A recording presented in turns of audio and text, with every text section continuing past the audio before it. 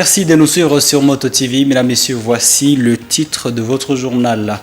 La rentrée académique s'annonce déjà à l'Université de l'Assomption au Congo et l'Institut supérieur de développement de l'Assomption UAC-ISDA.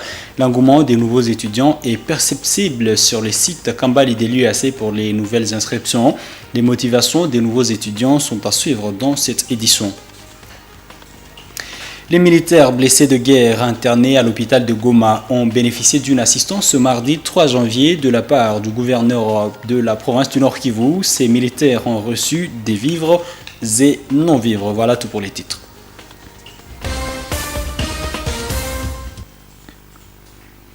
À toutes et à tous, bienvenue dans l'intégralité de ce journal. À quelques jours de la rentrée académique, des lauréats du secondaire de l'année passée prennent déjà des modalités pour se faire inscrire à l'Université de l'Assomption au Congo et Institut supérieur de développement de l'Assomption, UAC-ISDA, en sigle. Des diplômés de l'école secondaire prennent déjà leur inscription dans les différentes facultés qu'organise cette institution. Dans leurs entretiens avec Moto TV ce mardi 3 janvier, les nouveaux étudiants pensent venir à l'UAC pour booster leurs connaissances. Reportage Eugénie Moussiviroa et Nelly Mwenguishali. C'est ici, au site de Kambali, que se prennent les inscriptions à l'UAC-ISDA. À 10h30 de ce mardi 3 janvier 2022, Mouira, cette jeune fille, s'y pointe pour prendre son inscription.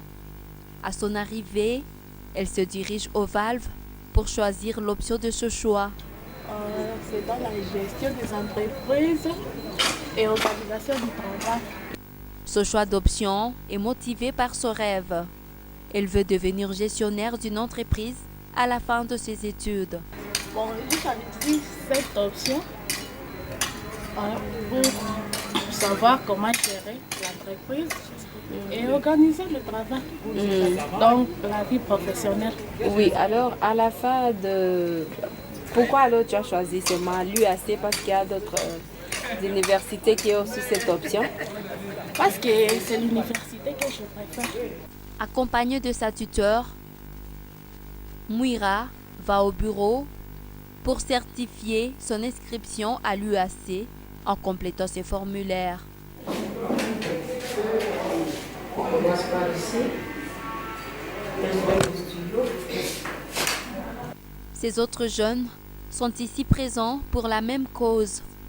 Sansia Kitoko, cette nouvelle inscrite également à l'UAC, s'est dit motivée par l'émergence des ressortissants de l'UAC qu'elle connaît.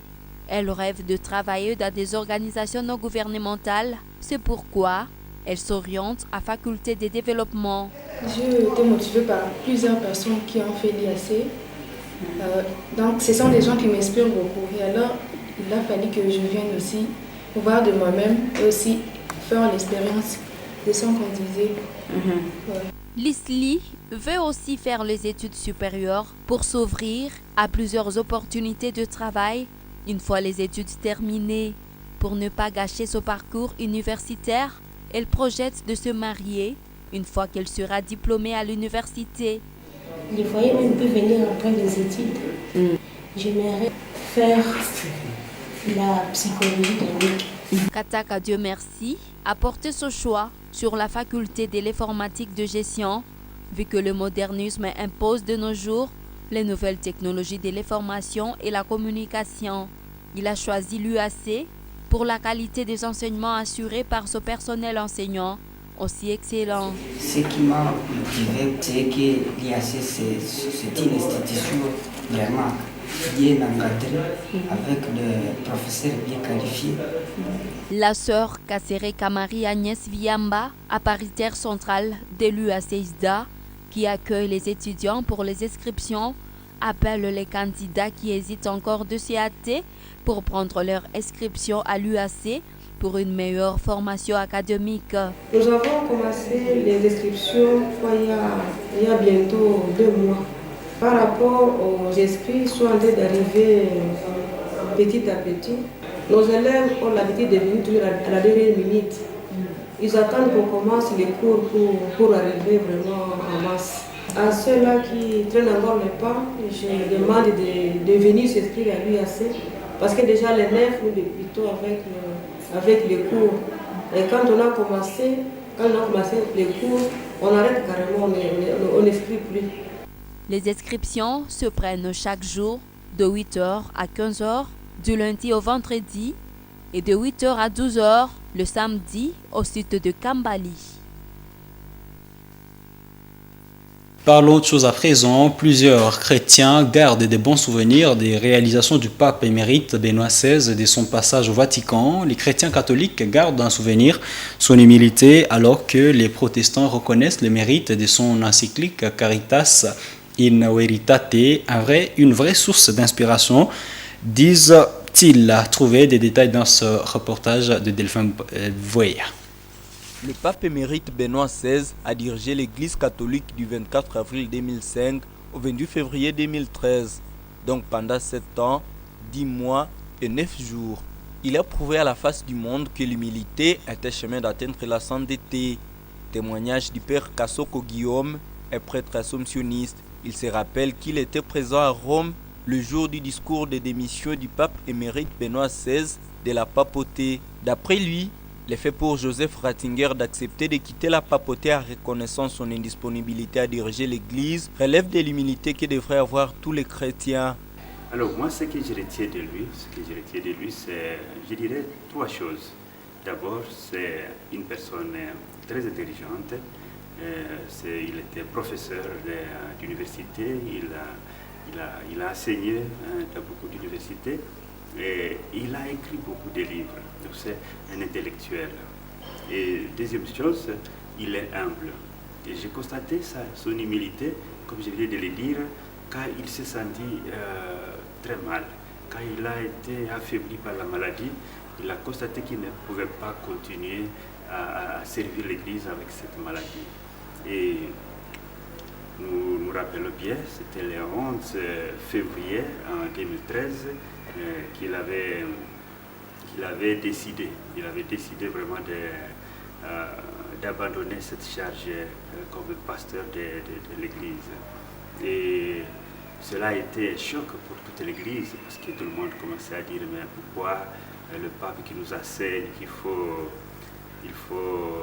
porter sa croix jusqu'au bout, comment lui il délaisse sa croix. Mais c'est pendant la messe, la dernière messe, qu'il a célébré pour dire donc au revoir à cette charge comme pape, qu'il a expliqué pourquoi il a renoncé à cette charge comme pape. Pour tout le monde qui veut devenir saint, je pense que le pape Benoît XVI, c'est un exemple pour nous, l'humilité. Donc l'humilité, si on s'humilie, là on devient un saint. Et donc la sainteté vient de l'humilité. Lui s'est humilié, il n'a pas voulu rester chef jusqu'à sa mort, mais il a trouvé que c'est mieux de renoncer à cette charge parce que c'est une charge de l'Église, c'est une charge de Dieu, et il a voulu que Dieu choisisse quelqu'un d'autre pour lui succéder. Et ce que nous avons vu, c'est que le pape François est en train de bien mener cette charge. Au même moment, la communauté baptiste au centre de l'Afrique CPCA Goma, dans son message de condoléances pour le décès du pape émérite Benoît XVI, retient de son encyclique de la doctrine sociale Caritas in Veritate, la charité à l'égard des pauvres.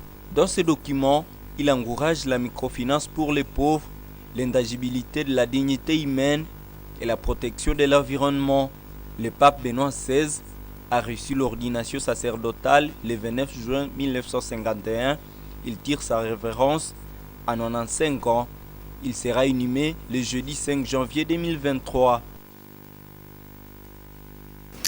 Le curé de la paroisse Saint-Kizito de Volema, Monsieur l'abbé Mate Moïse de Horacias, condamne le détournement des dons réservés aux déplacés. À l'en croire, il existe des organisations qui se font passer pour des structures d'encadrement des déplacés. Dans une interview accordée à Moto TV le dimanche 1er janvier, l'abbé curé de Volema a noté que depuis l'avènement de la guerre dans la région, nombreuses personnes cherchent à s'enrichir sur les dos des déplacés. Ce prêtre diocésain appelle à cette occasion les associations qui collectent des dons pour les victimes de la guerre de les apporter aux vrais nécessiteux. Suivez-le dans ce propos recueilli par Gérard Mourefou. erisubira abandu balenga bangandisuba mu baruha ya Papa Francis kwakatwanikira mnabeka bwatasali yongaisa buli UN munyaka nyoka omakabakata esaba ndio bali mu crise si bali moba. Pour répondre à ce genre de personnes, je vais me référer à la lettre du pape François qui nous montre que personne ne peut se sauver lui-même dans une crise. Il montre également que la crise peut aider l'homme à se développer, mais cette crise peut aussi le rendre faible. La crise actuelle dans nos milieux ne doit pas être une source de conflit, mais un chemin vers l'émergence. Nous ne devons plus faire du mal à eux. Nombreux enfants sont devenus orphelins à cause de cette guerre. Nous ne devons plus faire du mal à eux, soit les calomnier, car ils n'ont plus d'abri. Personne ne connaît l'origine de cette guerre. C'est une guerre qui présente une ambiguïté. Il y a des complices qui veulent s'enrichir autour de cette guerre. Nous devons prendre en charge ces victimes spirituellement, physiquement et matériellement. L'enfant n'appartient pas à une seule personne. Même si leurs parents sont morts, mobilisons-nous pour les sauver de cette situation ignoble. L'orphelin, c'est quelqu'un qui nécessite un bon accompagnement. Souvent, je suis surpris de constater qu'il y a des personnes qui s'enrichissent au nom de ces victimes de guerre. Nous qui les recevons, nous ne devons plus être un obstacle, mais plutôt leur bienfaiteur. Kandira abantu sibabwambo omonzera shaba mo bakanda banaka retole twatukaisingabo kwishitu nautirende ebiri nyuma sha twetukaitsuza tukakolera bona liwoti chaba na lyangarabo ase ebyo twaputi bangakolera bo tuvini itwa makolera byo munabwiri. Le Parlement d'enfants Butembo Lubero indique que l'insécurité vécue l'année 2022 a été à la base de plusieurs autres violations faites aux enfants. Il cite la perturbation, par exemple, des programmes scolaires qui n'a pas permis aux enfants, des écoliers et élèves d'étudier dans de bonnes conditions. Ainsi, cette structure demande aux autorités du pays et aux autorités locales d'œuvrer pour la restauration de la paix au pays et aux autorités du secteur de l'éducation. Cette structure suggère de récupérer les jours perdus à cause de l'insécurité en ville de Butembo. Rigen Bangaï, président du Parlement d'enfants Butembo Lubero, est dans ce propos recueilli par Luciana Mosiviroa et Nelly Mongeshani. Nous avons pu commencer par les autorités politico-administratives à tous les niveaux, à commencer par le chef des 10 maisons jusqu'à arriver au niveau de la présidence de la République, que chacun a à faire pour que les enfants de la ville de Butembo, du territoire de Lubero et de partout ailleurs puissent bénéficier d'une meilleure protection possible. Nous avons d'abord demandé la sécurité, qu'ils renforcent beaucoup plus la sécurité au sein de ces entités, question d'épargner les enfants de tout ce qui est dangereux, parce que visiblement l'insécurité est à la base de plusieurs autres violations de droits de l'enfant. Mais également nous avons rappelé que les milieux scolaires sont des endroits qui doivent être beaucoup plus respectés et beaucoup plus sécurisés, parce que durant l'année 2022 on a assisté aux écoles qui ont été sabotées, aux enseignants qui ont été également sabotés, aux élèves même qui ont été victimes de violations de leurs droits, victimes de viols et tout. Et donc nous avons eu à rappeler que lorsqu'on est à l'école, c'est un lieu qui est normalement sacré, un lieu où normalement on doit être sécurisé, on doit avoir une meilleure sécurité possible que ce soit.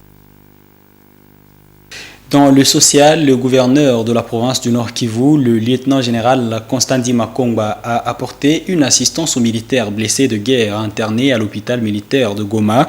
Ce don du gouvernement provincial était constitué de vivres et non-vivres. Reportage de la presse du gouvernorat. Comme à l'accoutumée, le gouverneur de la province du Nord Kivu, le lieutenant-général Constantin Makongba, a rendu visite aux blessés de guerre internés à l'hôpital militaire de Goma ce 3 janvier 2022. La nourriture est aussi un médicament, a-t-il souligné, à la satisfaction des soldats qui ont payé de leur sang pour défendre l'intégrité du territoire national. Il s'exprime ainsi. La prise en charge des soins, en tout cas, je vais bien ici. Parce que j'étais venu avec beaucoup de douleurs ici. Mais aujourd'hui, les douleurs, tout ça est fini. Toutes les douleurs sont finies. Je vais bien, le blessure est déjà fini. Je restais seulement avec le problème des os seulement. Bon, pour le problème de nutrition, on mange bien ici. Le matin, on prend les bouillies. À midi, les foufous avec les macayabou, beaucoup de choses. Le chef de l'exécutif provincial réaffirme sa compassion à tous les militaires de la RDC tout en rappelant que c'est un métier sacrifice et volontaire. Il ne doit pas se sentir oublié. Nous devons être toujours à leur côté, sont nos compagnons. Je viens les réconforter et leur dire que nous ne pouvons pas les oublier. Nous avons choisi ce métier, un métier de risque. Et la Constitution nous a donné une mission, de défendre l'intégrité de notre territoire et protéger notre population et leurs biens. Riz, huile, farine, haricots, savon, sel et lait ont constitué le gros du don réceptionné par le commandant de cet hôpital. En sécurité, en Ituri, 19 otages libérés par les FARDC ont été remis dans leurs familles respectives le lundi 2 janvier dernier par l'armée de l'Ituri. Ces personnes sont celles libérées lors des opérations menées les 2 dernières semaines du mois de décembre dernier dans les villages qui longent la route nationale numéro 4 menant vers l'Ouna, province de Komanda. Ces otages, dont certains qui ont passé plusieurs années à Brousse, saluent le travail abattu par l'armée loyaliste. Suivez ces reportages de la presse du gouvernorat de l'Ituri. Encore un exploit de plus de forces armées dans la traque du terroriste ADF dans plusieurs villages de la chefferie de Walese-Vonkoutou. C'est l'axe Komanda-Luna en territoire d'Irumu. 19 personnes parmi lesquelles 7 femmes, 6 hommes et 6 enfants sont libérés par l'armée nationale d'un mai de ces rebelles ougandais. C'est le résultat d'une opération musclée menée en date du 20, 23, 29 et 30 décembre 2022 au village de Ndalia, Katabei, Bouanasoura, sur la RN4. Parmi ces ex-otages figure une fillette de 2 ans appartenant à un couple des ADF dont l'homme est de la nationalité somalienne et la femme de la nationalité rwandaise. Ces personnes libérées expriment leur gratitude au FARDC. La présence de FARDC dans les bastions de l'ADF nous a permis d'être libérés après les violents affrontements. Sur ce, nous remercions le travail abattu par l'armée. Depuis notre retour, nous sommes bien encadrés. Que Dieu bénisse nos forces armées.